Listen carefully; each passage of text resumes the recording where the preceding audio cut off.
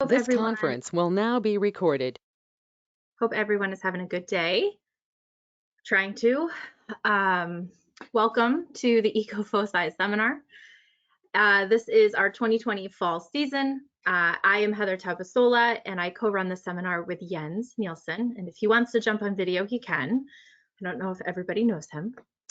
This seminar is part of NOAA's EcoFOCI biannual seminar series that's focused on the ecosystems of the North Pacific Ocean, Bering Sea, and US Arctic to improve understanding of ecosystem dynamics and applications of that understanding to the management of living marine resources.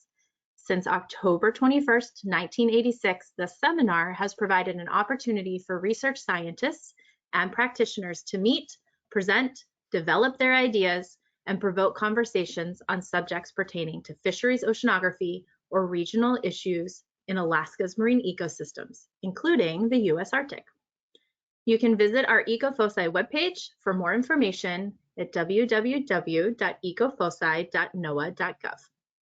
And we truly thank you for joining us today. I feel like it's fall, everybody has Zoom fatigue at this point, but we are really excited for the seminar lineup and especially for today for our three speakers.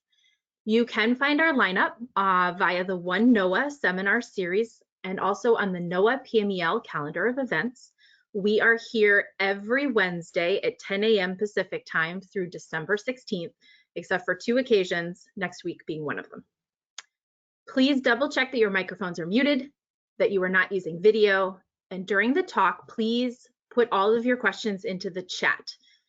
Jens will be monitoring that. And we will go through our three speakers first. They will each have 10 minutes. At the end, we will address the question and answers. And Jens and I will both be able to pull the questions from the chat. So we will be looking at that. In there, it might be a good idea just to say who the speaker is at the time, just so we know exactly when we go back through as well, just to double check that we've hit all the questions that you've asked. Today, we do have a special lightning round format. This is the second time that we've tried this, and we are featuring two postdoctoral scholars and a PhD candidate. So we have Dr. Gyaxu Zhang, Dr. Hongjie Wang, and Esther Kennedy. So our first speaker today is Jiaxu. She is a postdoc scholar of physical oceanography through NOAA's Cooperative Institute at the University of Washington, recently renamed the Cooperative Institute for Climate, Ocean, and Ecosystem Studies. She joined our team in July, and her current work focuses specifically on Arctic freshwater content and its distribution, the Beaufort Gyre dynamics, and Arctic-Atlantic, Arctic-Pacific interactions. Jiaxu received her PhD from the University of Wisconsin-Madison and worked at the Department of Energy Los Alamos National Laboratory before coming to Seattle.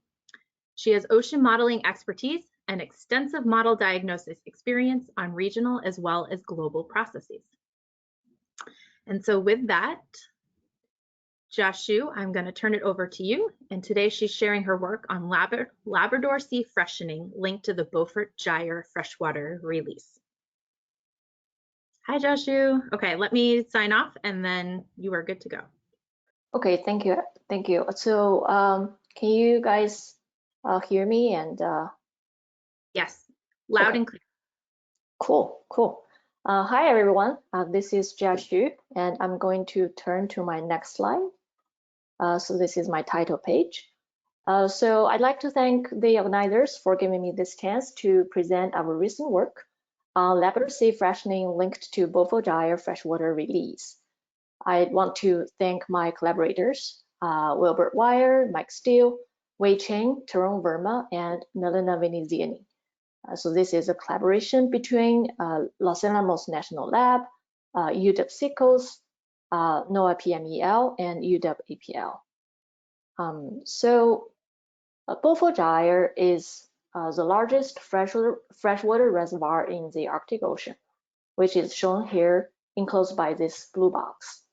So observations shows that starting from 2003, there is an unprecedented increase of its freshwater content. And by the end of 2017, its freshwater content is already 40% above its long-time climatology. So this is mostly because of a persistent anticyclonic wind, so which is strengthening the gyre, and as well as more available fresh water coming from sea ice melt, river runoff, and Pacific water inflow. So if this high amount of fresh water is released in the future, the excess fresh water will be transported to the subpolar North Atlantic and freshen its upper ocean salinity. This means a lot to the Atlantic Meridional Overturning Circulation, the AMOC, because this is the region where the dense water forms. So existing studies have focused on the sources of the Beaufort Gyre freshwater, but not much on its fate after it leaves the Beaufort Gyre. So mostly, we don't know whether the water will follow the channels in the Canadian archipelago and then go through Davis Strait and then go to Labrador Sea, or they will follow the transpolar drift and then go through Fram Strait and then all the way to the East Greenland. Also, existing studies have focused on the overall Pan-Arctic freshwater budget, but not specifically on the role of the Beaufort Gyre region apart from the rest of the Arctic Ocean. So the objective of this study is to explore the fate of the Beaufort Gyre freshwater after it is released and to quantify its downstream impact on the subpolar North Atlantic salinity. The tool we use is an ocean sea ice hindcast simulation from 1948 to 2009. So we use an DOE model. It's a global model configured at 0.3-degree resolution.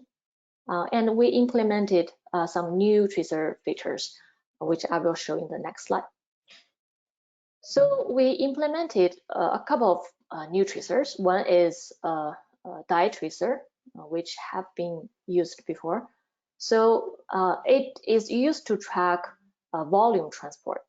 So as shown on the left here, so basically this is the Beaufort Gyre region. So it is initialized as 1 in this region from the surface to the reference salinity depth, which is about 400 meters. And it's set to be 0 outside. So when the simulation starts, it will be reset to 1 at each time step within the region, but outside it will be advected and diffused just as a regular passive tracer.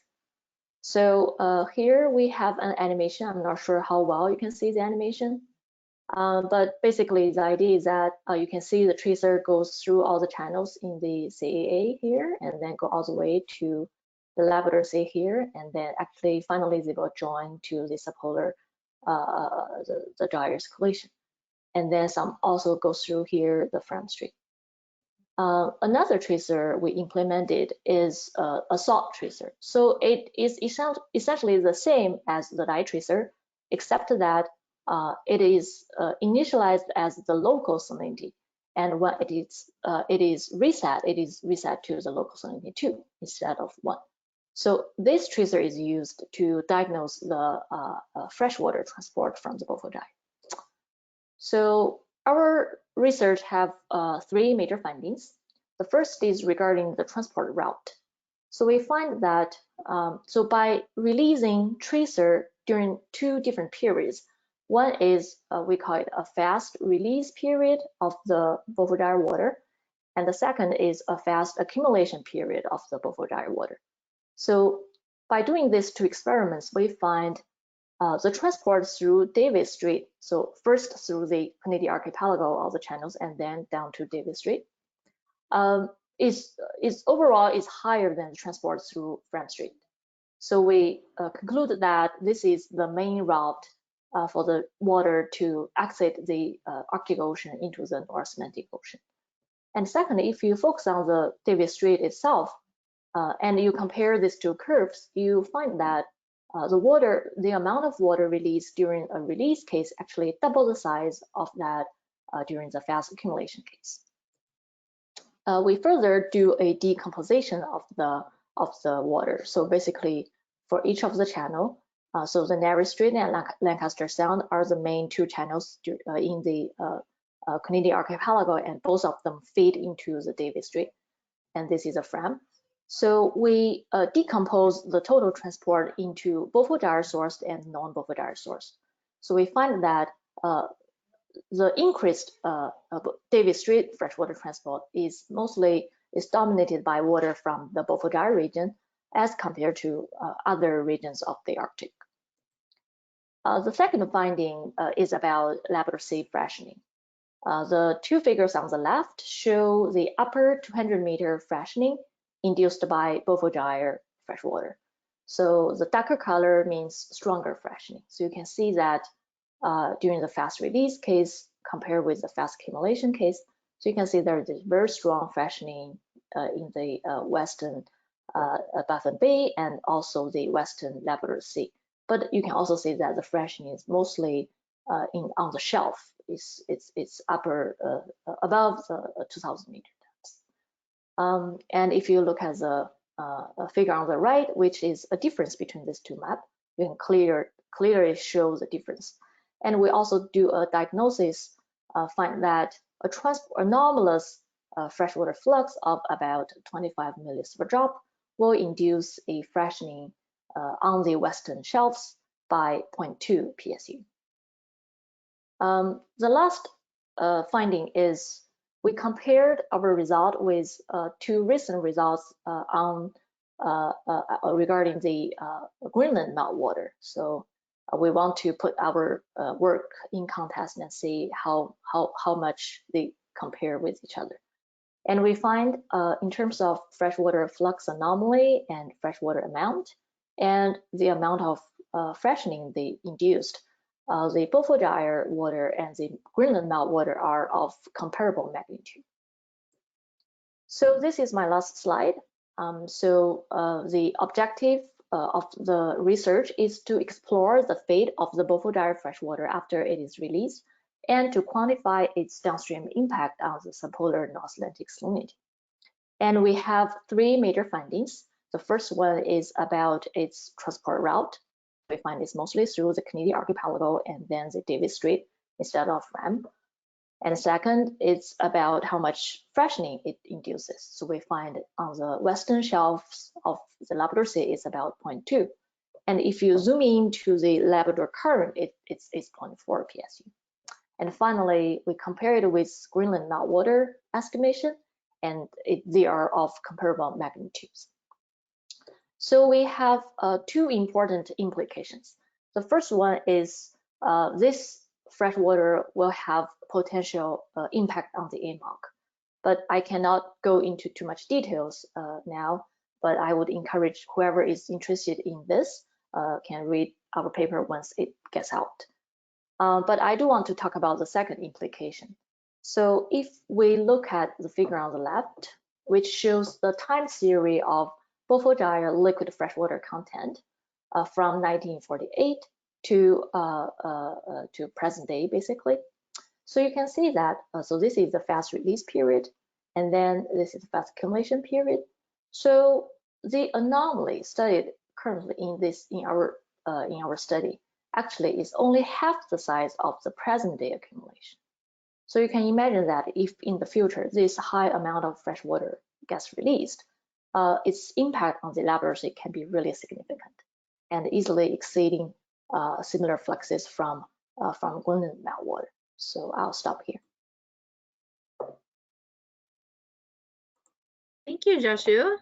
All right, we will save questions for the end. And Hongjie, you are next, and I'm just finding you on the list. This is always the fun part.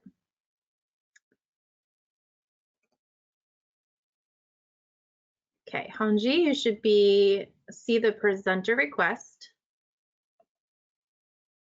And when you're ready to share your screen and or camera.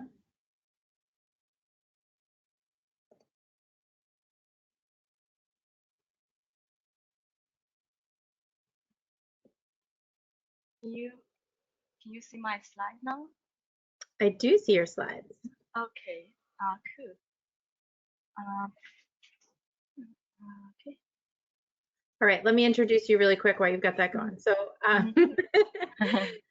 Hanji Wang, who is joining us now, is a postdoc scholar as well through CICOES and also joined us this summer at PMEL. She's conducting research that focuses on the Arctic and Alaska marine carbon cycling, including new technology development and ocean acidification monitoring. Hongjie comes to us after studying biogeochemistry in China, Texas, and Delaware, where she has developed some special expertise in working with large synthesis datasets and unique data products, which makes her a real asset to our ETA and NSOAR teams. She comes to PMEL after moving her whole family of 4, including the pets, across the country during the middle of the pandemic this summer and has already found a local fishing hole. So with that, Hongjie, I will turn it over to you, and she is sharing her work on summer pCO2 dynamics based on autonomous surface vehicles in the Eastern Bering Sea and Chukchi Sea. Thank you, Heather, for the introduction.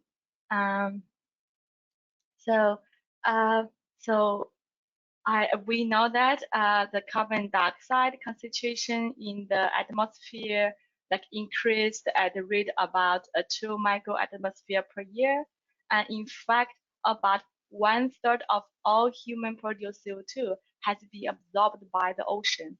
So in the following decades and century, the rate of ocean carbon uptake largely determines the percentage of emission that will remain in the atmosphere. So far, the CO2 flux in the open ocean is relatively well understood. However, when it comes to the high latitude area, the uncertainty of CO2 flux remains very high. For example, as shown by this figure, the CO2 flux rate in Bering Sea ranges from less than 1 millimole per meter square per day to over 20 units. So for your reference, the green bar here shows the average CO2 flux rate in the open ocean. And the high flux uncertainty in the Bering Sea and Chukchi Sea was mainly caused by the sparsity of the in situ data. So better knowledge of the regional CO2 uptake rate is urgently needed to understand the current state and the future evolution of the carbon cycle and the global climate change. So far, our knowledge on CO2 flux is highly relied on the field data collection by research vessels and autonomous mooring platforms. But both methods have limited spatial or temporal coverage, especially in the Arctic Ocean, because the severe logistic challenge. So in 2017, Zhang, a mainland surface vehicle in partnership with NOAA PMEL, completed its first autonomous crossing of the Bering Sea to measure CO2 concentration in the Arctic Ocean. Zhang is shown by this figure. And so the new technology provides us a very rich context to interpret the surface CO2 dynamics. So now I want to share with you the CO2 flux results collected by Zhang from 2017 to 2019. So these maps show the tracks of Zhang courses in these 3 consecutive years.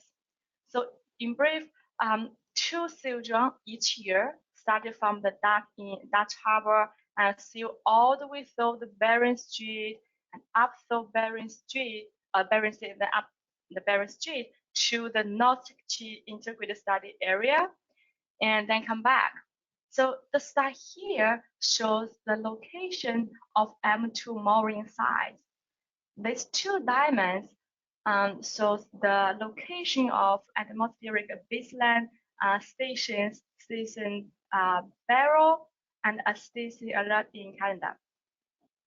So since the Zhang CO2 was a new technology that has not been necessarily standardized across a community yet, so it's very important to cross-check its precision by comparing it with other standard measurements. So we first compare the Zhang air CO2, which shown by the dark triangle here, with 2 early mentioned atmosphere station, station Barrow and station Alert, and also M2 station. And so then we found that the mean difference between Zhang CO2 and the two atmosphere stations was only 0.05 microatmosphere. And difference between Zhang and M2, which shown by the gray triangle here, is only minus 2.2 microatmosphere. So, and this difference is less than 1% of the pCO2 value. And we also compared the Zhang result, which shown by the gray here, and with the Healy and we measurement, which shown by the light gray in the background, and the difference between them is 4 microatmosphere. So by cross-checking the Zhang CO2 with other well-established measurements, we can affirm that the Zhang are capable of a robust collection of air CO2 and seawater CO2 in this harsh environment. And this figure summarized all the surface delta pCO2 in these 3 years. Delta pCO2 is the difference between seawater CO2 and atmosphere CO2. So the majority of Zhang path acts as a CO2 sink because delta CO2 was negative. Okay. But there were few exceptions. One from near the Yukon River plume, and the other area is in the north of the Cap Bering in region number 3. By the way, in order to better understand this spatial distribution of surface CO2, we divide the entire study area into 4 subregions as shown by these rectangles. So here I want to show you one example to show you the advantage of Zhang data. So the square here shows the DBO size was collected in 2017. In the middle of DBO transect 3, and very high, abnormally high surface CO2 was measured. Initially, people thought this value may be mistakenly measured. However, the Zhang data laterly confirmed that this high CO2 in the middle of this transect was actually caused by a strong upwelling event because Zhang also found a very high CO2 near this station. And in order to understand the variability of delta pCO2, we then decompose the delta pCO2 into 2 components: the temperature dominant and the non-temperature dominant process. And we found that warming, actually, the warming from winter to summer contribute the increase of the pCO2 by 50 to 100 microatmosphere. But it's the primary productivity or the biological activity that maintain such a strong CO2 sink in the study area, and the elevated respiration is a reason cause the source near the Yukon River and north of the Cap of Lisbon. And next, we plan to get the CO2 flux rate in the entire Pacific Arctic region, and we are still in the middle of that. So we need to admit that it's very challenging to establish the CO2 flux in this dynamic area. So instead of simply multiply the average CO2 flux and then the total area, so we proposed first to get the water mass distribution in the studied area based on the historical data. And so as shown by these different colors, the main 4 water mass in the studied area, then we get the average CO2 flux in each water mass based on Zhang data in each subregion. Then we add them together. And so what's shown by the bar plot, so you can see how dynamic this study area. For example, the CO2 flux in the Alaska coastal water ranged a lot, but just in different subregions. And so all these flux were calculated based on warm sealing only. And then we add them together and we put them against with the literature value. And so first, we want to see our value fall into the range of literature value, okay? But we understand that uncertainty of this approach is still very high, with mere result from the sea ice melting and ocean circulation changing that are associated with, wind direction change. And we are still developing the story, but clearly more accurate and precise autonomous observation are needed in future to restrain the variability and better understand the future CO2 sink change in this sensitive area. So I will stop here. Welcome to ask any question in the later QA time. Thank you. Thank you, Hongjie. It's so fun to see work on the sail drones, the science coming out of it after working on the projects. All right, Esther, I am going to swap over to you. And as you get ready for presenting, I will introduce you. And everyone, don't forget, if you do have questions, Libby, I do see yours. Please put them in the chat. And then also just note who the question is for so that we can follow up with that with each speaker correctly. So we will do a Q&A following Esther's talk. So our third speaker today is Esther Kennedy. She is a PhD student at the UC Davis working on Ocean Climate Lab that is led by Dr. Tessa Hill. Esther has a long history of working in Alaska. After moving to Sitka in 2014 for an AmeriCorps fellowship, she spent 5 years supporting the Sitka tribe as their staff environmental scientist, where she developed the protocols now used for the SeaTour AUSE Ocean Acidification Community Sampling Program. Using funding from NSF Summer Graduate Fellowship, Esther approached Alaska's Fisheries Science Center and the Pacific Marine Environmental Lab about continuing her ocean acidification work in Alaska, and spent this summer working with Dr. Jessica Cross, Elizabeth Siddon, and Darren Pilcher on ocean acidification forecasting. So with that, I will turn it over to Esther, who will be sharing her work on developing ocean acidification indices for Bering Sea fisheries. Thank you so much, Heather. And just to make sure everything is showing up, right? Yes, we can see the screen and I can hear you. And if you want to go on video, you can. I'm going to leave my video off for now, but I promise I will turn it on later. So thank you again. So I will be sharing the results of my summer internship, which was focused on developing ocean acidification indices for Bering Sea red king crab.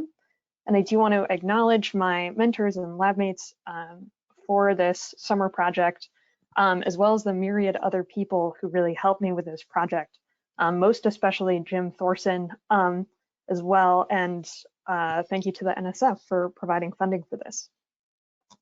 So as Hongjie mentioned, ocean acidification, as we also all know, is the result of carbon dioxide dissolving into the ocean. It's got a wide array of direct and indirect effects. It is expected to impact essentially every trophic level and all ocean basins. It is happening now, and there are many ways to measure it, but for this talk, I will use aragonite saturation as I will focus on aragonite saturation states. Ocean acidification is of particular importance to the Bering Sea. The Bering Sea hosts some of the largest, most valuable fisheries in the US. It's critical to the food and economic security of Alaska and to the nation. And to manage fisheries in the face of ocean acidification, we need to develop OA-specific indicators of fishery health. One other reason to focus on the Bering Sea for this project is that there's newly available OA hindcast model data developed by Darren Pilcher and others, which offers really high spatial and temporal resolution throughout the region. This new model output allowed us to ask my first research question, which was, what are the spatial and temporal patterns of OA in the Bering Sea? But we also wanted to drill into a specific fishery, and we chose to focus on red king crab in particular, because they are one of the highest value fisheries in the region, and crab are expected to have negative impacts from OA. So lab experiments have already shown that larval survival declines under acidified conditions, And other models have suggested up to a 50% decline in fishery yields and profits over the next 20 years. This figure on the right from Zhang et al. Kind of highlights this. The black line is showing, or the blue line is showing you the expected yields and profits with no OA effects, and the other two lines are showing you the expected declines with OA effects, and in both cases you are expecting a significant population decline because of OA. Making this more difficult, though, those ocean acidification effects might be masked by temperature impacts on the population. Large temperature swings in the region are common. They can really overwhelm other oceanographic variables. And in particular, as you can see again on the graph on the right, when ocean acidification impacts are nonlinear, which is also expected, they kind of track with no OA effects for quite some time, so it would be easy to imagine that we could lose the signal in the noise until things are a little bit too late. Which brought us to our second research question. Given the spatial details of the OA hindcast we had, we chose to explore what are the spatial impacts of OA on adult red king crab distributions. To get at the first question, to explore some of those spatial patterns of OA, I used empirical orthogonal functions, which define spatial and temporal modes of variability. Below, you can see the outcome of a temperature EOF. And on the left, you're seeing an index that trends from positive to negative. This reflects the overall shift in the region from warm to cold. And on the right, you see a map of the expected spatial pattern during a cold period when the index is especially negative, as in 2012.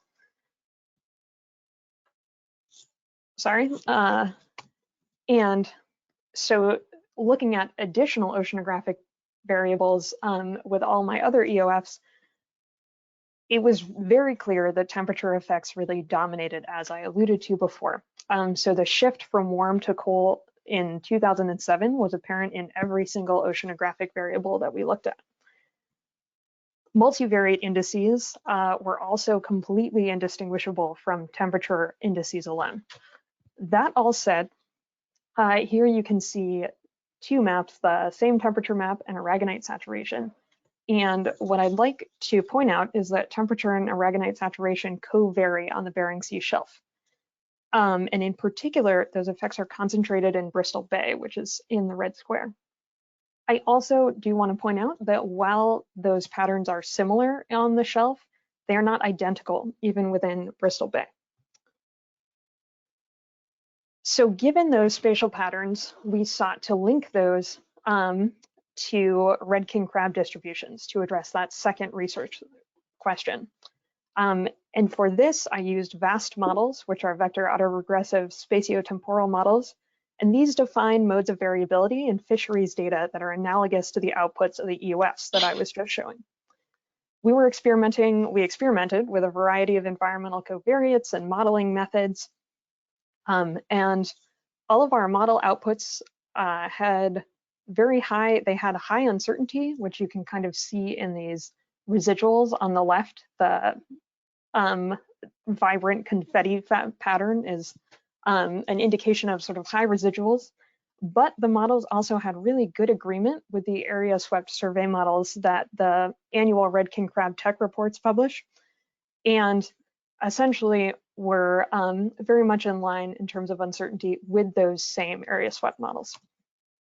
So what did we actually see? We did see a very significant shift in distribution with red king crab. So with these heat maps of crab density, you can see that from 2003 to 2006, crab were dispersed throughout the central Bristol Bay shelf. But by the end of the time period, they're really closely concentrated along the Alaska Peninsula. They've essentially abandoned the central shelf area.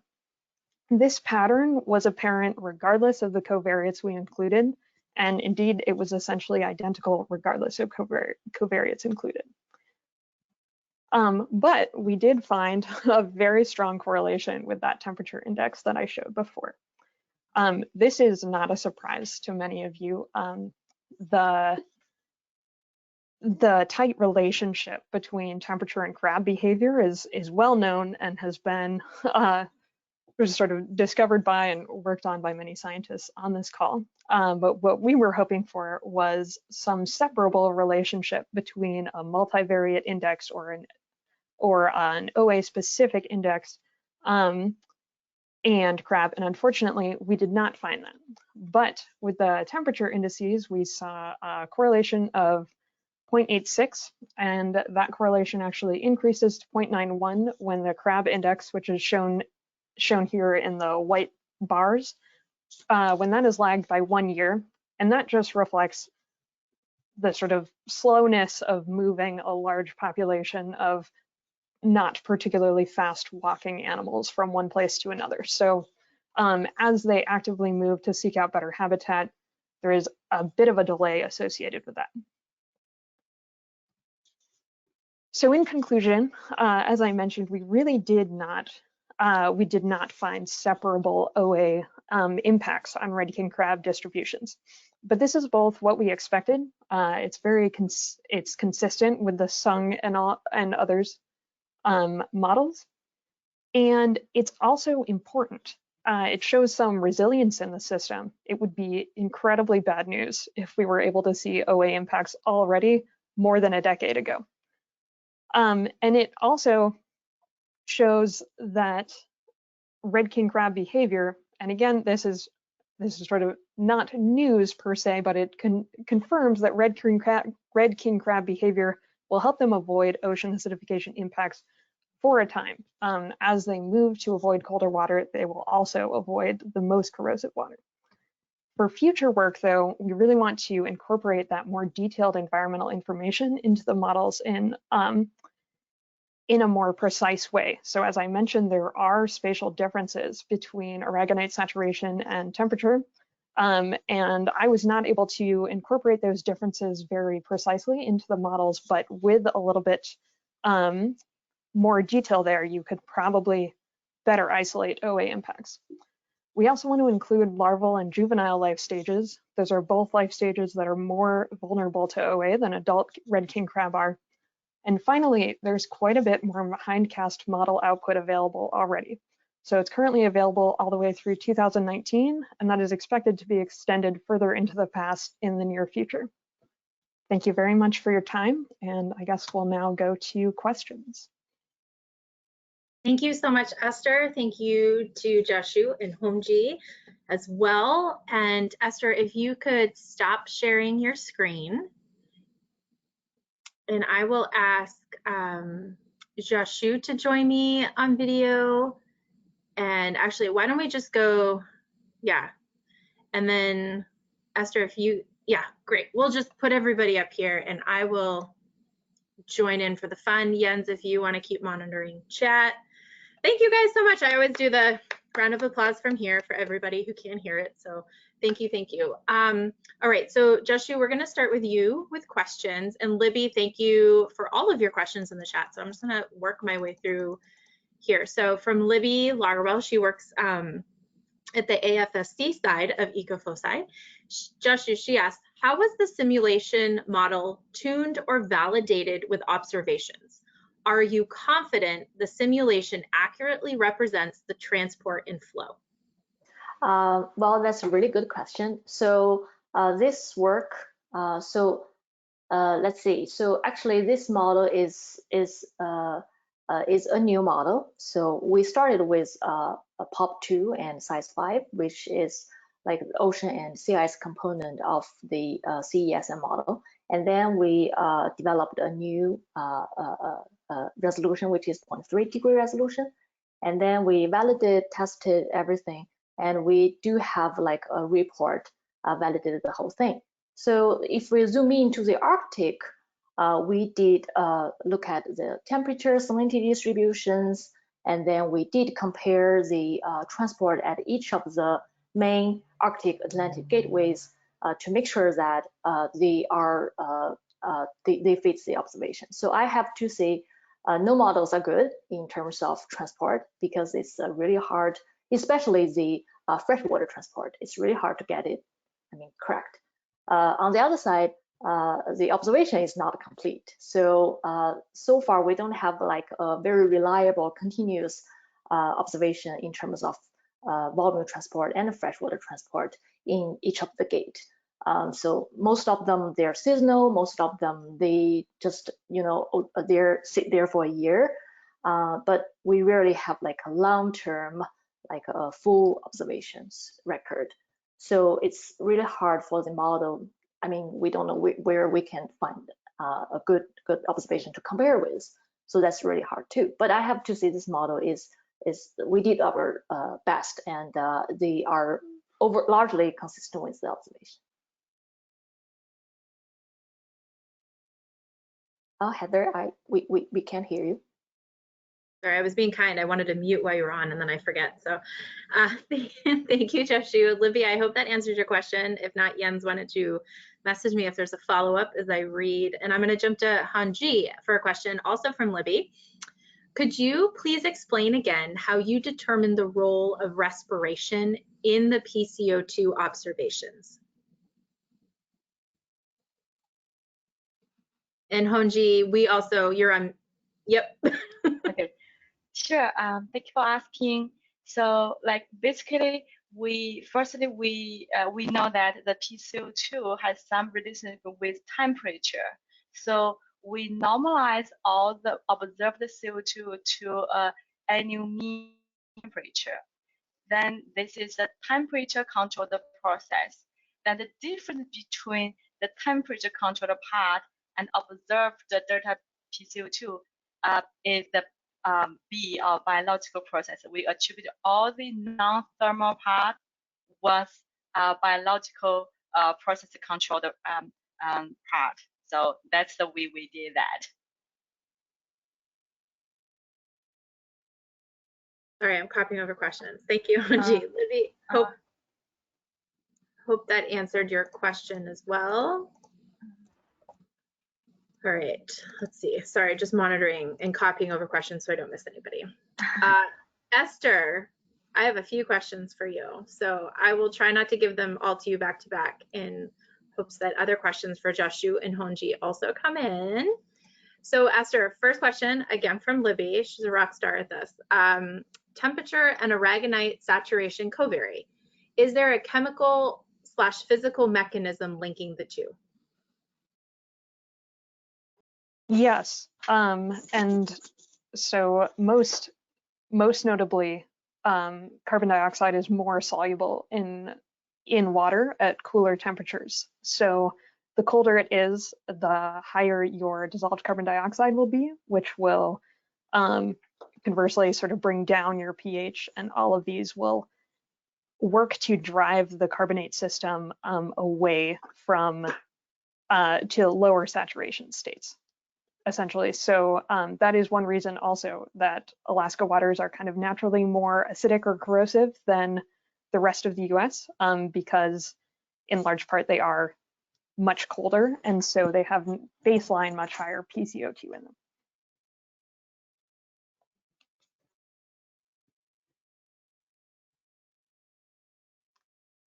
Katie Russell is wondering, Esther, can you repeat what your second research question was? We were looking to see whether there was spatial impacts on red king crab distributions as a result of ocean acidification parameters. All right, Katie, hope that helps answer that question. All right, and more questions for you, Esther. This was also from Libby, I believe. What would be the mechanism linking the distribution of OA and the distribution of RKC? That's a great question. Essentially, it would be in terms of seeking out better habitat, and so, or not surviving in unviable habitat. And so, because there is so much variability in ocean acidification in, like, say, aragonite saturation or pH concentrations along the shelf and across the Bering Sea, there's a lot to be said for, there's a lot of sort of OA specific habitat variation in the region. And so it is worth then seeing whether or not that habitat variation actually results in crab moving. And that in particular is going to have impacts. If there are OA specific impacts on where crab move, that's going to have both direct impacts on cost to the fishery and sort of how the fishery works, but also probably has significant impacts on population genetics or connectivity, the success of breeding, and sort of a bunch of biological things that I know would be important, but I definitely should probably stop talking about at this point. Okay, fair enough. Let's see. Okay, and then Esther, we also had a question from Ned Coquelet. He works with us at the PMEL EcoFOCI side, and he asked, do the RKC actually move, or do they just die out in an area? If they move, how do they know where to go?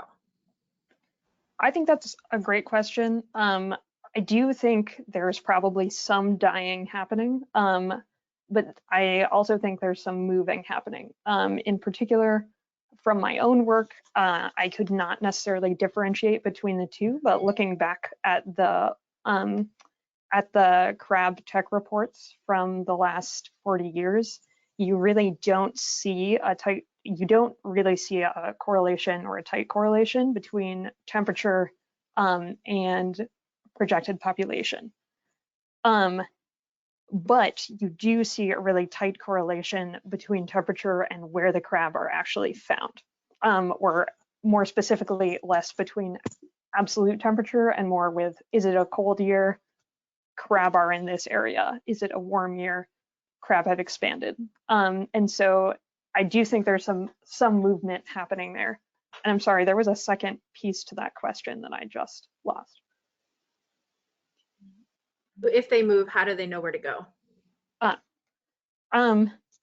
Yeah, I mean, I would say they're just chasing warmer water, or like less chasing warmer water and more avoiding the coldest water. I certainly can't speculate on sort of crab internal mechanisms for knowing that, but I would say if you're on a shelf and it's very cold, it's fairly intuitive to say move towards the edges of that shelf, and in particular towards the shore, so into shallower water that is also going to be warmer. Thank you. You just get all the questions, Esther. I'm sorry, Jiaxu and Hanji. All right, one more question, Esther. Can red king crabs actually sense undersaturation as a prompt to movement? I don't know. And I would say I think there's no reason to expect that at any particular threshold, red king crab would suddenly decide this saturation state is too low, I need to move. And the reason I say that is because crab, like many other organisms, have a lot of control over their calcification, and even at really high saturation states, they are internally increasing the saturation state to many times ambient levels. So the difference to a crab between, say, an aragonite saturation state of 1.2 and 0.8 is maybe a little bit arbitrary, but the lower the saturation state is, the more energy they have to expand to calcify. So I would say as a crab, what you're probably going to notice more is that you need more food, but they're not necessarily reacting to a specific aragonite saturation state. It's more that the lower that goes, the more their metabolism needs to compensate. And so essentially, no, I don't think that they are specifically reacting to like a threshold aragonite saturation state, but I do think you would see impacts on a gradient as that aragonite saturation state decreases. Thank you. Let's see, I do have one other question for Hongjie this time. What might the increasing impacts of ice melt be on the Arctic CO2 sink? So That's a very good question. That's also one of our scientific question we want to answer. So based on the CO2 data, in the melted water area, the CO2 tend to be in a neutral state. It's like just very close to the atmosphere CO2 level. And there are a lot of process maintain this neutral state. For example, a little bit of warming can increase the CO2 and may outgas CO2 eventually to make this area into a CO2 source. So when there are more sea ice melting, this area may turn into a source because the warming impact.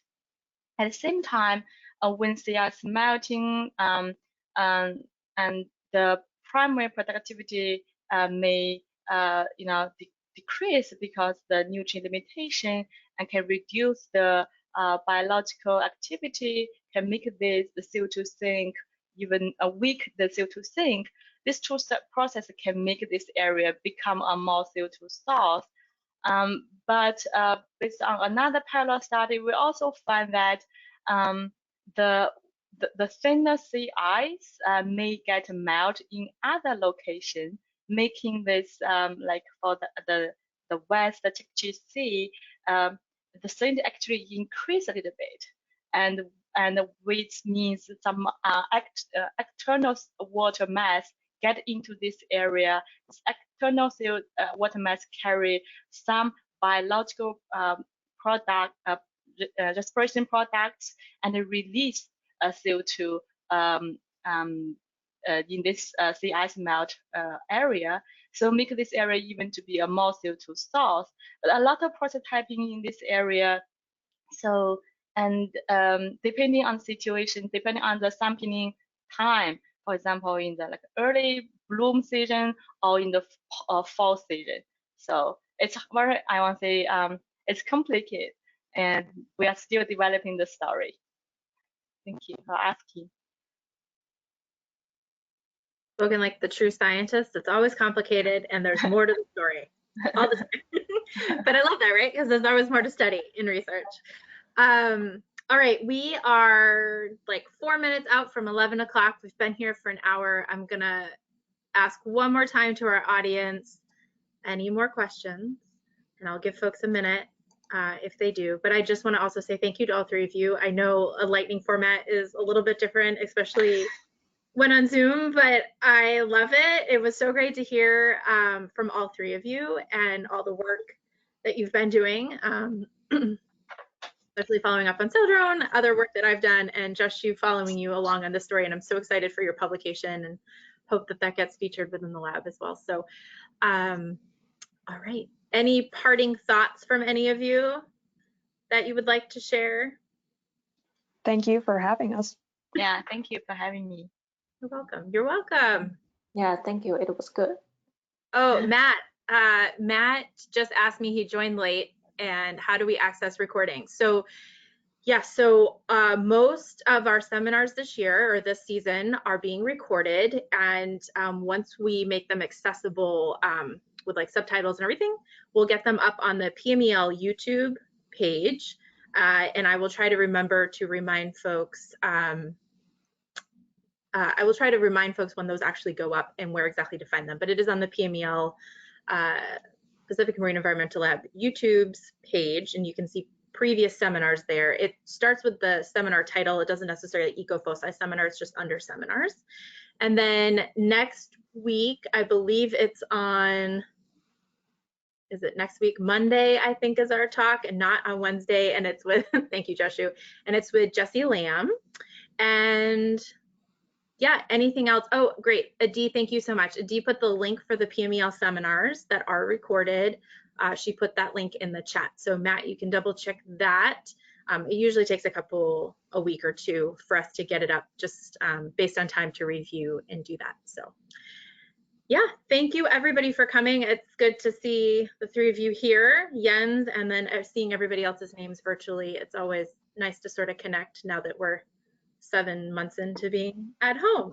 So I Yeah. will see everybody next week. I hope you take some time for yourselves and do whatever you need to do to get through the rest of the week. So, all right, everybody. Thank you. Thank Bye. you. Thank you.